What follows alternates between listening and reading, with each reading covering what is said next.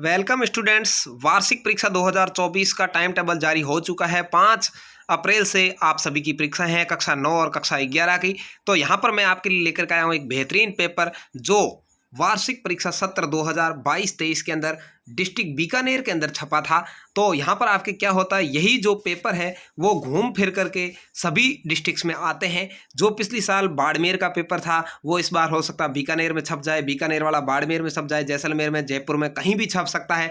तो यही जिलों के घूम फिर करके पेपर आते हैं। इस पेपर का मैं सॉल्यूशन भी करवाऊंगा आपको और पूरा पेपर आपको दिखाऊंगा। तो आप इसको जरूर देख लें, अपने दोस्तों तक शेयर करें। हो सकता है आपके दोस्तों के ये काम आ जाए। और इसके अलावा सभी सब्जेक्ट से मैं कम से कम 10-10 पेपर परीक्षा से पहले आप तक पहुंचा दूंगा, जो अधिकतर पिछले साल हुए हैं या इस साल के मोस्ट पेपर है, और उसमें से अधिकतर क्वेश्चंस आपको मिल जाएंगे। तो इसके लिए आपको एक छोटा सा काम करना है, चैनल को सब्सक्राइब जरूर कर देना है, क्योंकि ये पेपर आपको सबसे पहले मिलने वाले हैं। तो चलिए यहाँ पर मैं शुरू करवाता हूँ। सबसे पहले देखिए, ये बीकानेर का सामाजिक विज्ञान का कक्षा 9 का पेपर है और इधर ही घूम घूम के आपके किसी न किसी डिस्ट्रिक्ट में आने वाला है, या प्रत्येक डिस्ट्रिक्ट में इसमें से बहुत सारे सवाल मिलने वाले हैं। रूस के स्थानीय स्वशासी संगठन क्या कहलाते थे? ये सोवियत कहलाते थे।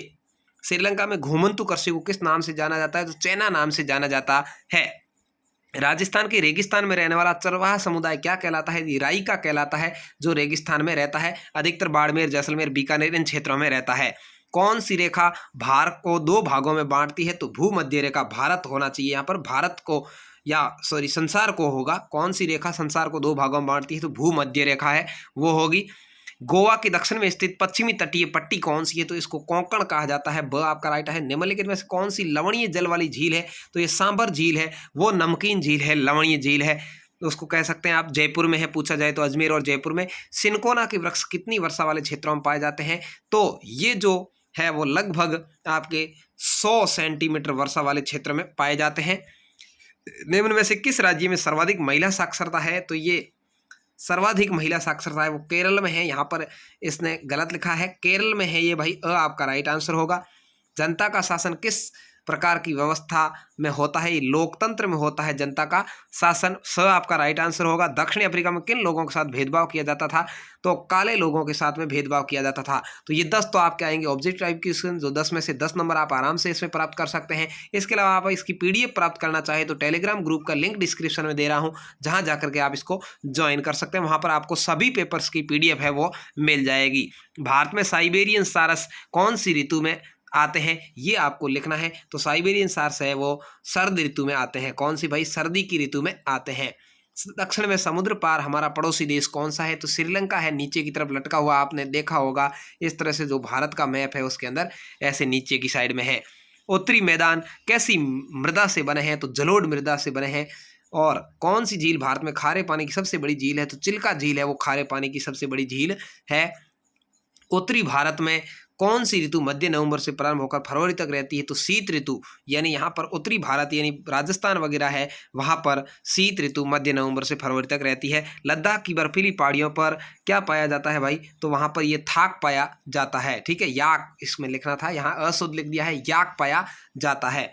प्रति कितने पुरुषों पर महिलाओं की संख्या को लिंगानुपात कहते हैं? तो 1000। क्या है? 1000 वाला आपका राइट आंसर होगा। लोकतांत्रिक सरकार में शासकों का चुनाव प्रत्येक कितने साल बाद में होता है? तो 5 साल बाद में यहाँ पर होता है। 5 पर आपको राइट लगाना है, 5 साल यहाँ पर लिखना है। पालमपुर में किस उत्पादन की एक प्रमुख क्रिया है? तो खेती, एग्रीकल्चर यहाँ पर लिखा है। कृषि उत्पादन की प्रमुख प्रक्रिया है। शिक्षित और प्रशिक्षित और स्वस्थ जनसंख्या ही क्या है भाई? मानव पूंजी है। तो इस तरह से 10 आपके ऑब्जेक्ट टाइप के क्वेश्चन आ जाएंगे। उसके बाद अति लघुतरात्मक प्रश्न है, नेपोलियन फ्रांस का सम्राट कब बना था? तो नेपोलियन फ्रांस का सम्राट कब बना वो लिखेंगे आप 1 नंबर का। अंतर्राष्ट्रीय महिला दिवस 8 मार्च को मनाया जाता है, आप सभी को पता होगा। अरब सागर में स्थित द्वीप समूह का नाम क्या है? उसका नाम आपको लिखना है हिंद महासागर। अरब सागर में स्थित द्वीप समूह का नाम आपको लिखना है। अरब सागर में कौन सा द्वीप है? भारत किस गोलार्ध में स्थित है? तो उत्तरी गोलार्ध में स्थित है। माउंट एवरेस्ट की ऊंचाई कितनी है? तो 8,848 मीटर ऊंचा है। 8,848 आपको लिखना है। भारतीय संविधान को बनने में कितना समय लगा था? तो 2 वर्ष 11 माह 18 दिन। ठीक है, इस तरह से आप लिख देंगे 2 वर्ष 11 माह 18 दिन। भारतीय मध्य भूभाग दक्षिण शीर्ष बिंदु कौन सा है? भारतीय मुख्य भूभाग का दक्षिण बिंदु है कन्याकुमारी। कौन सा है भाई? कन्याकुमारी। कश्मीर से लेकर कन्याकुमारी तक है, तो कश्मीर उत्तर का अंतिम बिंदु और कन्याकुमारी दक्षिण का अंतिम बिंदु है। भारत में सबसे विशाल नदी द्रोणी कौन सी है? तो उसका नाम आपको लिखना है कि कौन सी नदी द्रोणी सबसे विशाल है। सुंदरवन का डेल्टा किस जानवर के लिए प्रसिद्ध है? वहां पर कौन सा जानवर है वो पाया जाता है, उसका नाम लिखना है। विश्व में सबसे अधिक वर्षा वाला स्थान कौन सा है? तो मासिनराम मेघालय स्थान है, वो सबसे ज्यादा वर्षा वाला स्थान है। मासिनराम मेघालय में है। ठीक है, आपको इस तरह से लिखना है। बहुत ही महत्वपूर्ण आपके पेपर आया है। भारतीय संविधान का दर्शन संविधान के किस भाग में है, ये लिखना है। भारत में चुनाव का संचालन किसके द्वारा किया जाता है? तो निर्वाचन विभाग के द्वारा किया जाता है, राष्ट्रीय निर्वाचन विभाग। ठीक है, आपको इस तरह से लिखना है, राष्ट्रीय निर्वाचन विभाग के द्वारा। भूमि को मापने की मापक इकाई क्या है? तो ये हेक्टेयर है भाई, हेक्टेयर। देश की सभी अदालतों को किसका फैसला मान्य होता है? सर्वोच्च न्यायालय का। किसका भाई? सर्वोच्च न्यायालय का फैसला मान्य होता है। भारत में सर्वाधिक निर्धनता वाला राज्य कौन सा है? तो इस राज्य का नाम आपके बिहार है। कौन सा राज्य है भाई? बिहार है। ये एक एक नंबर के क्वेश्चन हो गए। भारत में बफर स्टॉक किसके द्वारा रखा जाता है? 2 नंबर। तो ये जो बफर स्टॉक है वो सरकार द्वारा रखा जाता है, खाद्य विभाग का बफर स्टॉक रखा जाता है। खाद्य सुरक्षा का क्या अर्थ है? खाद्य सुरक्षा का अर्थ यही है कि व्यक्ति को भूखा नहीं सोने देना है, खाद्य वस्तुएं उन तक उपलब्ध हो। जन्म दर किसे कहते हैं? तो प्रत्येक वर्ष में पैदा होने वाली संख्या जन्म दर कहलाती है। यानी कितने व्यक्ति पैदा हुए, 1000 व्यक्तियों पर कितने व्यक्ति पैदा हुए या 100 व्यक्तियों पर कितने व्यक्ति पैदा हुए, वो जन्म दर है।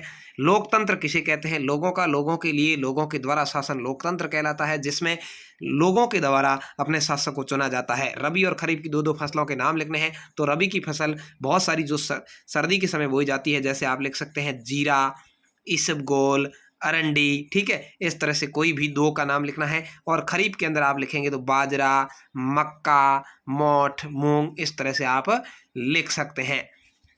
अगला है शिक्षा का अधिकार क्या है? तो शिक्षा का अधिकार 6 से 14 वर्ष तक के प्रत्येक बच्चे को दिया गया अधिकार है। ये अधिकार, जो शिक्षा का अधिकार है अधिनियम, वो 2010 में लागू किया गया था। भारत का राष्ट्राध्यक्ष कौन होता है? भारत का राष्ट्राध्यक्ष राष्ट्रपति होता है। कौन होता है भाई? राष्ट्रपति होता है। मैंने आपको फुल सॉल्यूशन करवाने का प्रयास किया है। ऐसा यदि सॉल्यूशन आपको कोई करवाए तो मुझे जरूर बताना, और नहीं तो चैनल को सब्सक्राइब करके बेल आइकन जरूर दबा देना, जिससे आपको बाकी वाले वीडियोज भी मिलते रहेंगे। सार्वभौमिक वयस्क मताधिकार क्या है? तो सार्वभौमिक वयस्क मताधिकार मतलब है बिना किसी भेदभाव के 18 वर्ष और उस देश का नागरिक मतदान कर सके, उसे सार्वभौमिक वयस्क मताधिकार कहते हैं। इसमें किसी भी तरह का जाति, वर्ग, संप्रदाय या लिंग का भेदभाव नहीं होगा। रंग भेद की नीति क्या है? रंग भेद की नीति का मतलब गोरे और काले के आधार पर भेदभाव करना है। ये दक्षिणी अफ्रीका में चलाई जाती थी। लोकतंत्र के 2 प्रमुख प्रकार कौन कौन से हैं, वो आपको लिखने हैं। साक्षर किसे कहते हैं? वह व्यक्ति जो अपना नाम लिख सकता है, पढ़ सकता है, या जो दूसरे का नाम सुन करके लिख सके, उसे साक्षर कहते हैं। शंकुधारी वन कहाँ पाए जाते हैं, यह आपको लिखना है। लू किसे कहते हैं? गर्मियों में चलने वाली तेज हवाओं को लू कहते हैं। क्षेत्रफल की दृष्टि से भारत के सबसे बड़े और सबसे छोटे राज्य का नाम आपको लिखना है। तो सबसे बड़ा है राजस्थान और सबसे छोटा है गोवा। ये आप लिखते ही आपको 2 नंबर मिल जाएंगे। उसके बाद जनगणना किसे कहते हैं? इसका क्या महत्व है? जनगणना प्रत्येक 10 वर्ष में की जाने वाली 0 से लेकर के जो अंतिम बड़ा व्यक्ति होता है, भले 100 साल का हो, उसकी गणना है। और ये समय समय पर करने से पता लगाया जा सकता है कि किसी देश की भौगोलिक क्षेत्र में रहने वाले कितने लोग हैं और उनकी आवश्यकता के अनुसार काम लिया जाता है। हिटलर यूथ क्या था, ये आपको लिखना है। मतदाता सूची क्या है? मतदाता सूची के अंदर 18 वर्ष से ऊपर के सभी व्यक्तियों का जो जीवित है, भले ही वो पुरुष है, महिला है या तृतीय लिंगी है, उन सभी का नाम मतदाता सूची में होता है और वह सभी वोट डालने के अधिकारी होते हैं। जल विभाजक किसे कहते हैं? तो जल विभाजक वह होता है जो बरसात को 2 भागों में बांटने का काम करता है। भारत की जलवायु को प्रभावित करने वाले कारक कौन कौन से हैं? तो भारत की जलवायु को प्रभावित करने वाले कारक बहुत है। हिमालय है, अरावली पहाड़ियां हैं और अन्य भी अक्षांश रेखाएं भी है। हिटलर का उदय किस प्रकार हुआ, वर्णन करना है। 5 नंबर का क्वेश्चन है। अथवा में आप चाहें तो मासाई समुदाय के चारागाह उनसे क्यों छिन रहे थे, ये लिख सकते हैं। लोकतंत्र की गुण दोषों का वर्णन आप कर सकते हैं। अथवा में भारतीय संविधान का प्रमुख विशेषता क्या लिख सकते हैं। भारत में पाए जाने वाले सदाबहार वनों और पर्णपाती वनों में क्या अंतर है, ये लिख सकते हैं। अथवा हिमालय और प्रायद्वीपीय नदियों के मुख्य अंतर को आप लिख सकते हैं। बेरोजगारी से आप क्या समझते हैं? भारत में बेरोजगारी की विभिन्न प्रकार को लिखिए 5 नंबर का, अथवा भारत में निर्धनता के प्रमुख कारणों को स्पष्ट करते हुए उन्हें दूर करने के उपाय लिख सकते हैं। तो इस तरह से ये आपके सामाजिक का जो पेपर आने वाला है, इसकी पूरी पीडीएफ प्राप्त करने के लिए आप डिस्क्रिप्शन में दिए गए लिंक से ले सकते हैं। मैंने आपका इसका फुल सॉल्यूशन बताने का प्रयास किया है। धन्यवाद। जय हिंद, वंदे मातरम। मिलेंगे अगले वीडियो में, तब तक बने रहिए।